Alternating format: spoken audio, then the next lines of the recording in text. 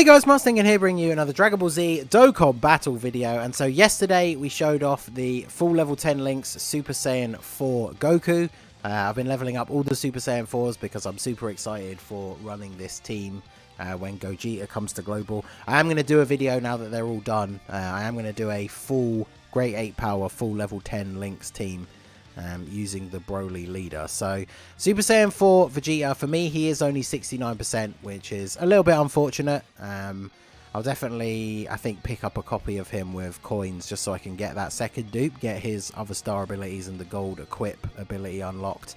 But I did manage to find a friend who has him rainbowed and also full level 10 links. So, and he's got some skill orbs as well. So basically, just like the Goku, he gets a ton of extra ki from same type orbs and rainbow orbs.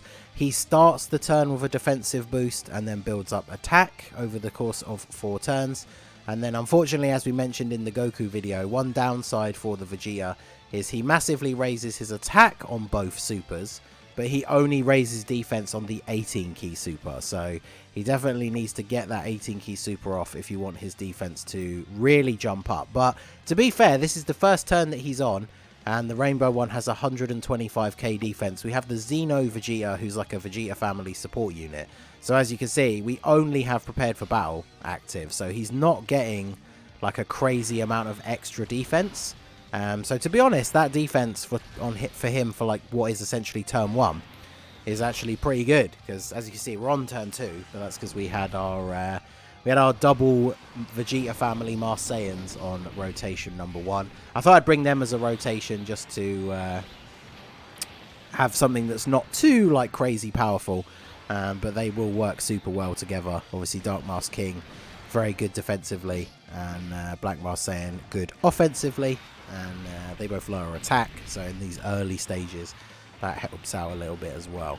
So just like with Goku and his defense when we did the video yesterday, I'm not going to focus too much on Vegeta's attack stats until we get to his 4th turn, because that's when his passive will be fully activated.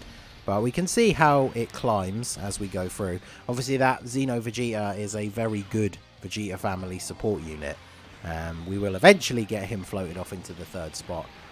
One thing you need to focus on for this Vegeta, of course, now, he has Saiyan Raw, which is, you know, of course. Alright, I'm going to cut this bit out.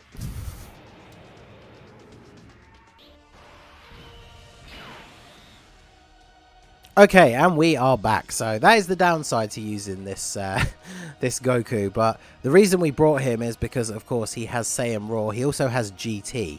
So, in fact, if we put him here, he's only missing prepared for battle, which is, I guess that is a little bit of extra attack and defense. But we can go ahead and leave Vegeta in slot 1 here. So we'll do this. And then I guess we can grab these for you, and then these for you.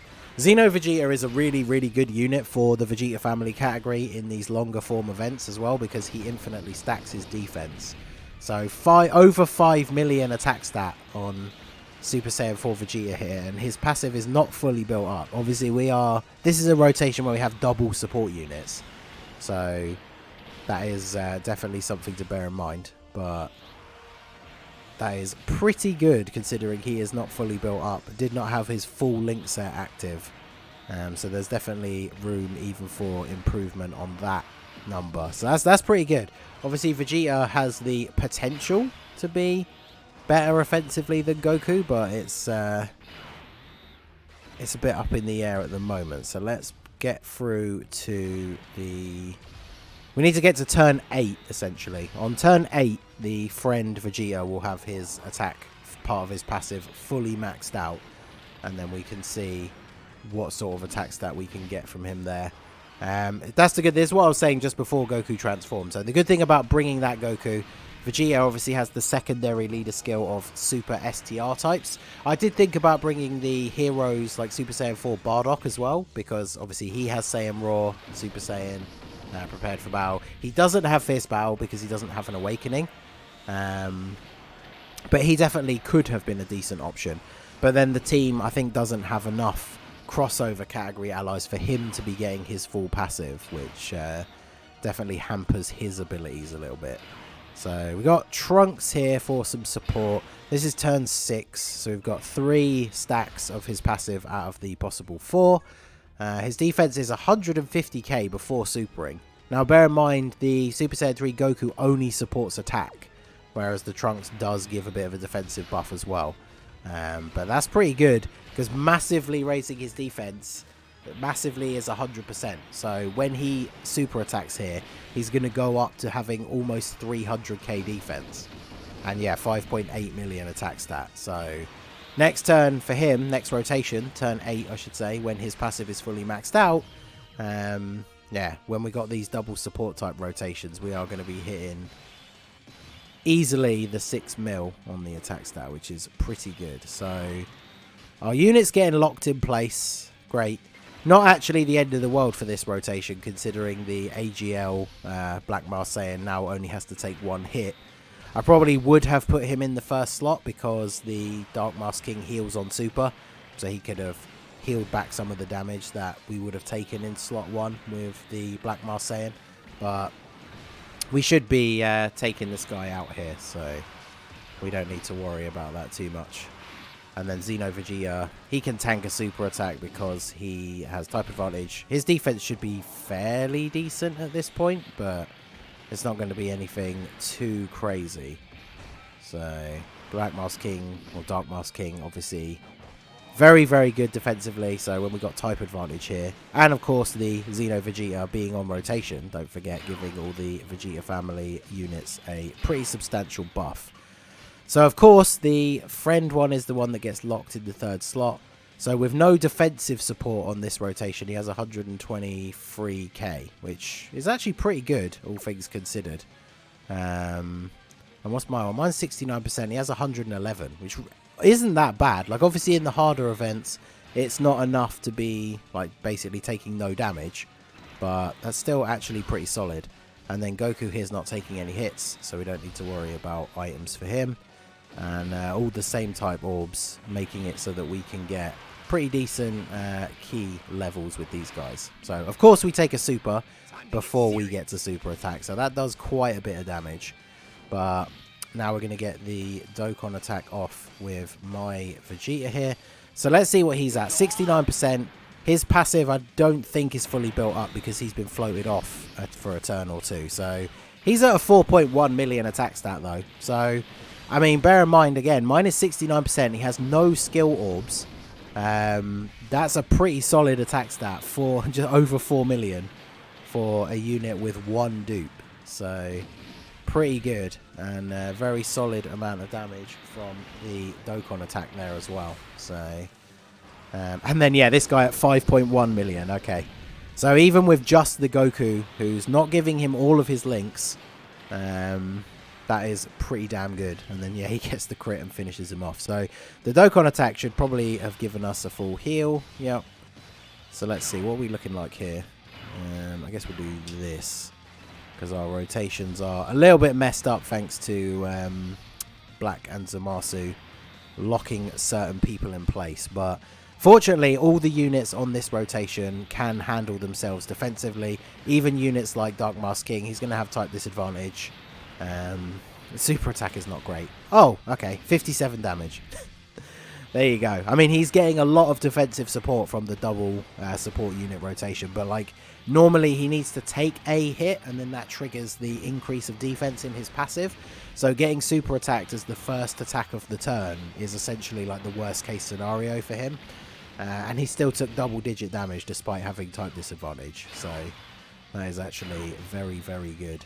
So you give us prepared for battle, so let's go ahead and actually leave you there.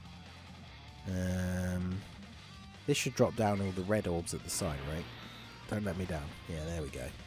Because this is what's so great about the Super Saiyan 4s. Look at this. He's only got 10 key. He needs 2 key to even get his 12 key super, but from 3 rainbow orbs, that puts us all the way up to 22. It's one of the best things I think about the Super Saiyan 4s.